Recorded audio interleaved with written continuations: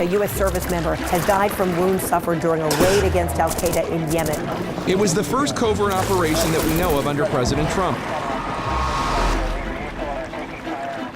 Some things, despite all the noise, are impossible to forget. One day we tell Yemen, nobody from your country can come to our country, and then the next day we launch an on-the-ground raid. The team ran into trouble almost immediately. I remember. That's why I'll never, ever quit. Training is about finding the limits and pushing past them. As a naval officer and as a triathlete, preparation is key. When I led teams, we trained for countless hours, prepared for everything, and scrutinized over every detail. But all of our efforts are meaningless if our leaders fail us. I'm Andrew Learned.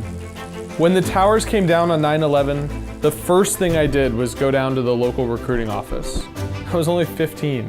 They told me I wasn't old enough, so I got ready. I prepared. Now, 18 years later, I'm a veteran of 10 years and 3 Middle East deployments, and I own and manage a neighborhood learning center here in Brandon. Today, our country is in a fight for its very soul and for our future. We need leaders ready for the fights that lay ahead. Unfortunately, we're represented in Washington by one of the most corrupt members of Congress. We deserve leaders who will put country first, their service over themselves. Leaders who understand what it's like to start a small business on maxed out credit cards and an empty savings account. I do. That's why I'll fight for all of us, our neighbors, veterans, students, women, seniors, and working families all across Tampa Bay and Central Florida. In Congress, I'll invest in our schools, more jobs and clean energy, fight corruption in Washington, and end the dysfunction that holds us back.